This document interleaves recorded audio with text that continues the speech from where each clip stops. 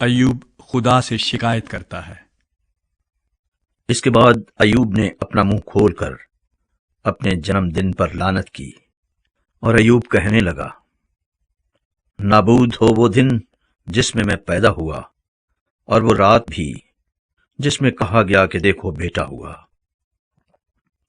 وہ دن اندھیرا ہو جائے، خدا اوپر سے اس کا لحاظ نہ کرے اور نہ اس پر روشنی پڑے، اندھیرا اور موت کا سایہ اس پر قابض ہوں، بدلی اس پر چھائی رہے، اور دن کو تاریک کر دینے والی چیزیں اسے دہشت زدہ کریں۔ گہری تاریکی اس رات کو دبوچ لے، وہ سال کے دنوں کے درمیان خوشی نہ کرنے پائے اور نہ مہینوں کے شمار میں آئے۔ وہ رات بانجھ ہو جائے، اس میں خوشی کی کوئی صدا نہ آئے۔ دن پر لعنت کرنے والے اس پر لعنت کریں، اور وہ بھی جو اژدہا کو چھیڑنے کو تیار ہیں۔ اس کی شام کے تارے تاریک ہو جائیں، وہ روشنی کی راہ دیکھے جبکہ وہ ہے نہیں، اور نہ وہ صبح کی پلکوں کو دیکھے، کیونکہ اس نے میری ماں کے رحم کے دروازوں کو بند نہ کیا اور دکھ کو میری آنکھوں سے چھپا نہ رکھا۔ میں رحم ہی میں کیوں نہ مر گیا؟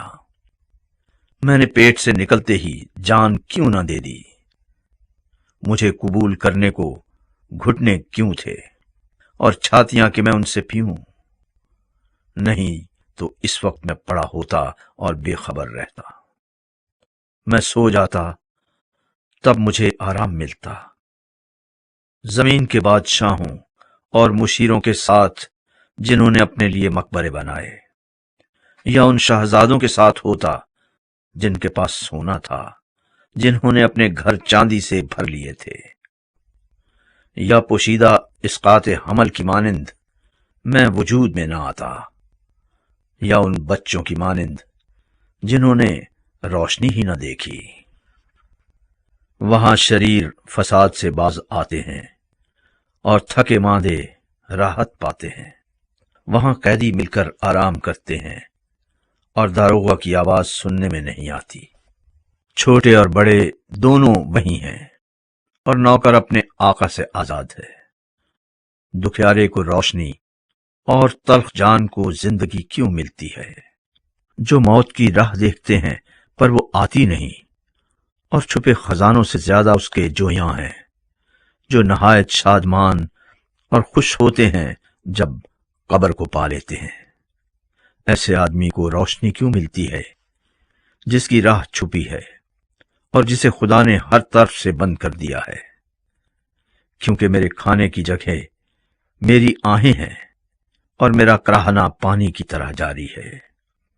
کیونکہ جس بات سے میں ڈرتا ہوں وہی مجھ پر آتی ہے، اور جس بات کا مجھے خوف ہوتا ہے وہی مجھ پر گزرتی ہے۔ کیونکہ مجھے نہ چین ہے نہ آرام، نہ مجھے کل پڑتی ہے، بلکہ مصیبت ہی آتی ہے۔